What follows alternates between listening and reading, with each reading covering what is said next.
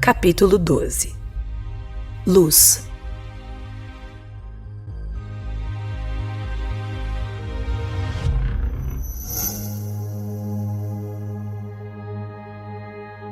A luz não pode ser vista, ela só pode ser conhecida.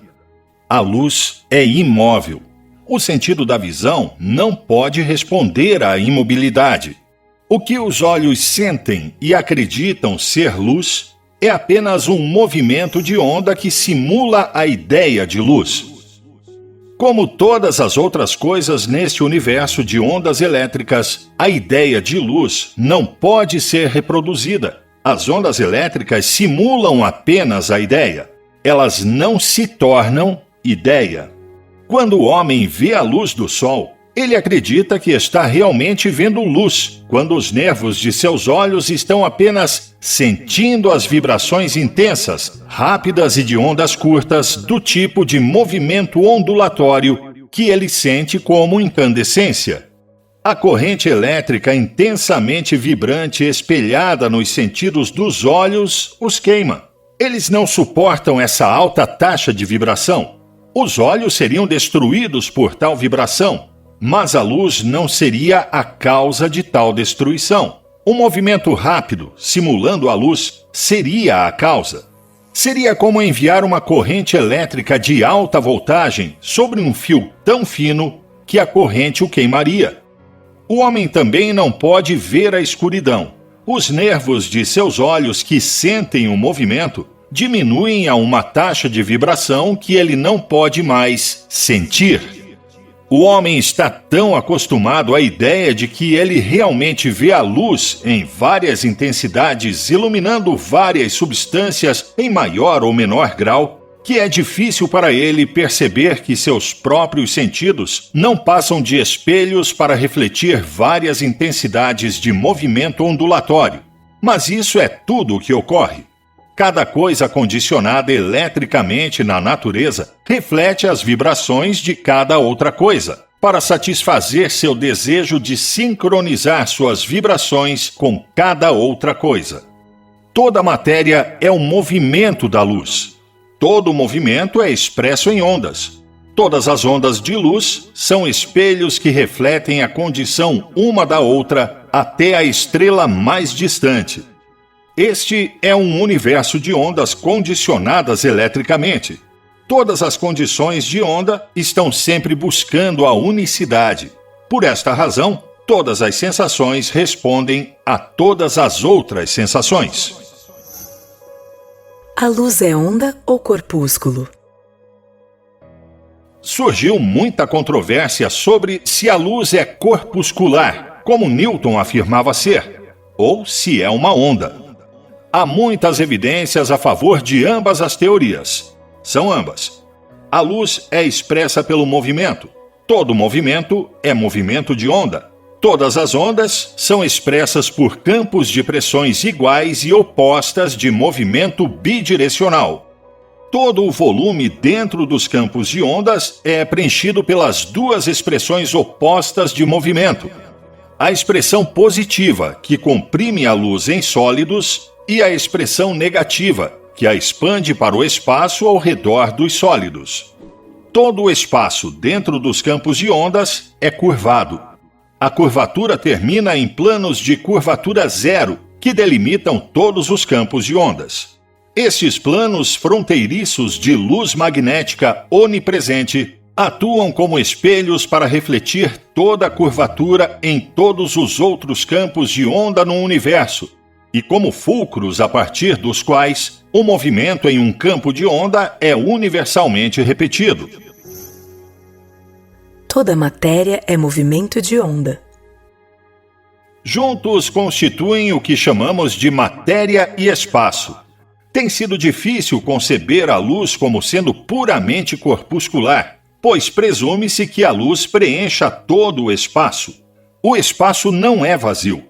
Ele está cheio de movimento de onda. Os corpúsculos da matéria são uma metade dos ciclos de onda da luz. O espaço é a outra metade.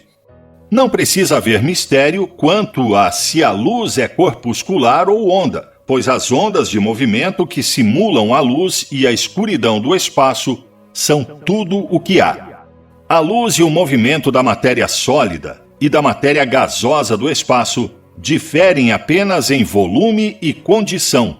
A água da Terra é comprimida em pequeno volume, enquanto a água dos céus é expandida milhares de vezes em volume. Cada condição é a metade oposta do ciclo da água. O vapor de água é a água virada de dentro para fora. Novamente, ele se torna água ao virar de fora para dentro. Sequências de expansão-contração resultam deste processo. Toda matéria é luz simulada. A água dos céus ainda é água e ainda é onda de luz. Não houve nenhuma mudança entre as águas da terra e as do céu, exceto uma mudança de sua condição de preponderância positiva para negativa. Esta mudança se deve unicamente a uma mudança de direção em relação ao seu centro de gravidade. Toda matéria densa e fria, como ferro, pedra, madeira e todas as coisas em crescimento ou em decomposição, são luz. Não as vemos como luz, mas todas são ondas de movimento. E todas as ondas de movimento são luz. A luz é tudo o que existe no universo espiritual do conhecimento, e a simulação dessa luz em extensões opostas é tudo o que existe no universo de ondas elétricas de sensações. A simulação da luz na matéria não é luz. Não há luz na matéria. Talvez a confusão que atende a esta ideia fosse atenuada se classificássemos tudo o que diz respeito ao universo espiritual como vida, inteligência, verdade, poder, conhecimento e balanceamento, como sendo a luz única do conhecimento, e tudo o que diz respeito à matéria e ao movimento como sendo as duas luzes simuladas do pensamento. O pensamento expressa o conhecimento na matéria, mas a matéria não pensa nem conhece.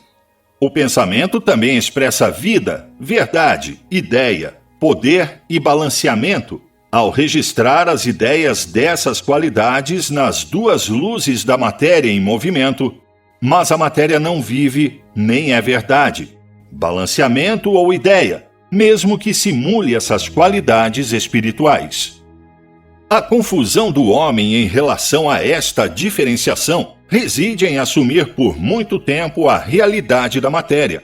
Sua suposição de que seu corpo é seu eu, que seu conhecimento está em seu cérebro e que ele vive e morre porque seu corpo se integra e se desintegra, tem sido uma parte tão fundamental de seu pensamento que é difícil para ele reverter seu pensamento para o fato de que a matéria é apenas movimento e não tem nenhuma realidade além da simulação da realidade.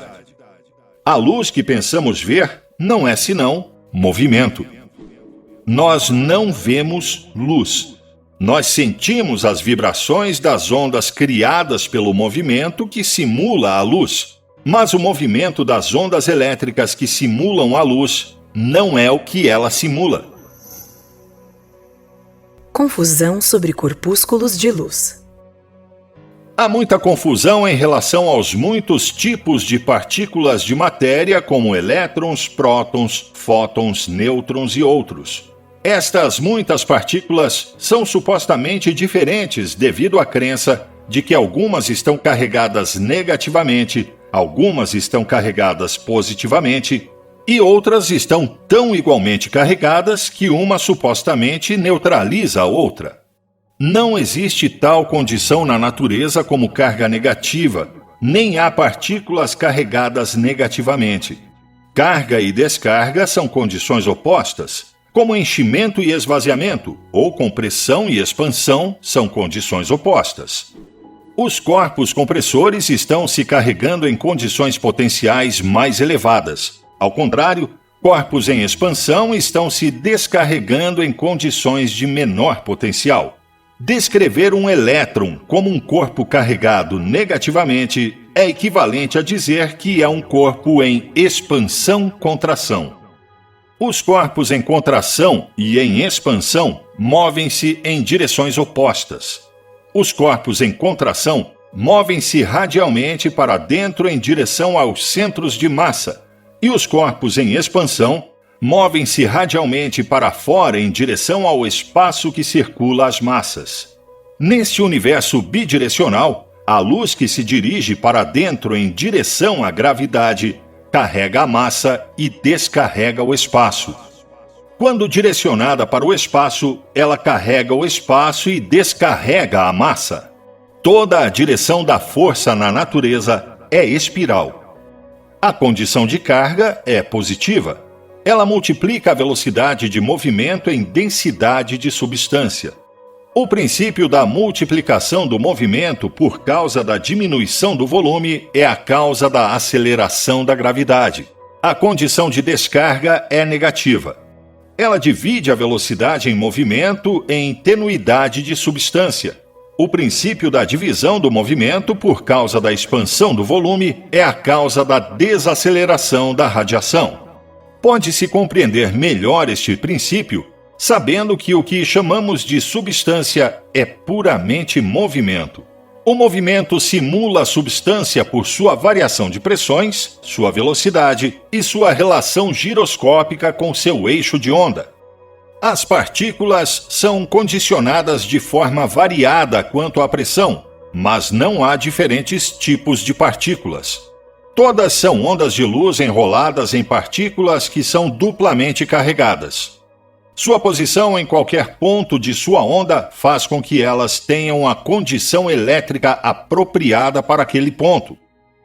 As partículas de luz estão sempre se movendo em suas ondas de oitava. Todas estão indo em direção ao seu cátodo ou ao seu ânodo, o que significa em direção à vacuidade ou à gravidade. Todas elas estão se movendo para dentro ou para fora em espiral. Todas as partículas de luz são semelhantes. Todas as partículas de luz estão expressando o princípio da luz-mãe ou o princípio da luz-pai. Por exemplo, se uma partícula está na amplitude da onda, ela seria uma esfera verdadeira. E como uma esfera verdadeira, não seria nem positiva nem negativa. Poderia então ser adequadamente chamada de nêutron. Uma partícula que se dirige em espiral para dentro em direção ao ápice de um vórtice no processo de se tornar uma esfera pode ser adequadamente chamada de próton, por expressar o princípio da luz-pai. Novamente, se estiver se movendo em espiral para fora, poderia ser adequadamente chamada de elétron, porque então estaria descarregando em excesso de sua carga ou se expandindo em excesso de sua contração. Os raios de luz, por exemplo, que deixam o Sol, estão descarregando o Sol. Eles também estão descarregando a si mesmos porque estão se expandindo a um maior volume. Eles também estão diminuindo seu próprio potencial ao multiplicar seu volume. Eles revertem sua polaridade quando convergem radialmente sobre a Terra. Estão, então, carregando a Terra e a si mesmos ao se contraírem em volume menor e estão simultaneamente multiplicando seu próprio potencial ao se contraírem. Alteração semicíclica. Em uma corrente elétrica, há um intercâmbio constante entre ânodo e cátodo, ou polos positivos e negativos. Uma partícula de luz se expande ao deixar o ânodo na direção radial para fora e se contrai ao se aproximar radialmente do ânodo. Esta partícula de luz foi sempre a mesma partícula de luz em todas as partes de seu percurso. Sua variação de carga e descarga, sua direção de movimento e a condição de pressão de onda em que se encontra a qualquer momento são as únicas razões para sua mudança de uma condição para outra. As partículas de luz são todas as mesmas partículas de luz, sendo todas diferentes apenas na condição de pressão. Isso também é verdade para os elementos da matéria, sejam eles ferro, carbono, silício, bismuto ou rádio. Todos são compostos do mesmo tipo de partículas de luz. Todos parecem ter qualidades e atributos diferentes, mas essas qualidades e atributos também lhes são dados puramente pelas posições que ocupam em suas ondas. Todas as coisas simulam luz. Uma partícula de luz que pertence a um sistema atômico de sódio tem nela toda a gama dos elementos, além de todas as outras coisas criadoras do universo. Ela age para levar o propósito da ideia de sódio simplesmente porque está na condição de pressão do sódio e é parte do padrão de desdobramento da semente de gás inerte da oitava da qual se desdobrou. Se essa mesma partícula se desdobrasse da semente do carvalho, ela seria parte da fibra de madeira de seu tronco ou folha, ou da clorofila que coloriu suas folhas. Mas seria o mesmo tipo de partícula que cumpre o propósito da celulose e que cumpre o propósito do sódio. Toda matéria neste universo é apenas um movimento condicionado que simula a luz, e todas as diferenças de condição são diferenças de pressão. A luz não viaja. A velocidade com que a luz supostamente viaja é de 299.792 km por segundo. A distância entre as estrelas é tão grande que a velocidade da luz é calculada como anos-luz, pois a distância calculada por unidades menores de tempo produziria números tão grandes que não fariam sentido. A luz parece apenas viajar. É apenas mais uma das incontáveis ilusões causadas pelo movimento das ondas. As ondas do oceano parecem atravessar o oceano, mas só parecem fazê-lo, pois as ondas são pistões nos motores universais, e os pistões operam para cima e para baixo. Os pistões de onda de luz ou do oceano operam radialmente e em espiral para dentro e para fora, em direção e se afastando da gravidade. Ondas de luz não viajam. Elas se reproduzem umas às outras de campo de ondas para campo de ondas do espaço. Os planos de curvatura zero que ligam todos os campos de ondas atuam como espelhos para refletir a luz de um campo em outro. Isto cria a aparência de que a luz viaja, o que é pura ilusão.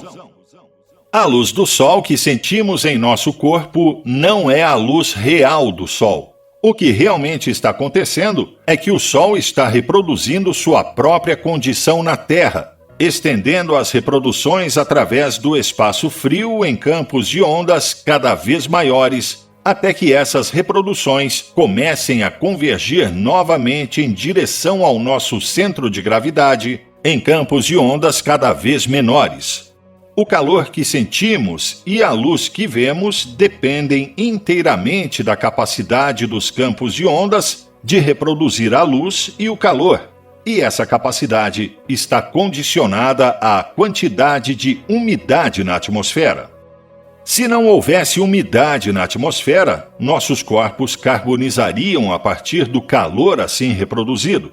Não se pode pensar consistentemente nesse calor como raios diretos do Sol, pois essa mesma luz solar era intensamente fria durante sua jornada reproduzida através dos imensamente expandidos campos de ondas do espaço entre o Sol e a Terra. A luz e o calor que parecem vir da estrela ou do Sol nunca deixaram a estrela ou o Sol. Aquilo que o homem vê como luz e sente como calor são as contrapartes reproduzidas da luz e do calor que são sua causa. A taxa de vibração em um campo de ondas depende de seu volume. Vibração em um campo de ondas significa o pulso de troca entre seu núcleo comprimido e o espaço ao redor desse núcleo. Uma vibração lenta em um grande campo de ondas esfriaria um corpo ou mesmo o congelaria, enquanto que uma rápida pulsação de intercâmbio em campos de ondas extremamente pequenos poderia afetar um corpo.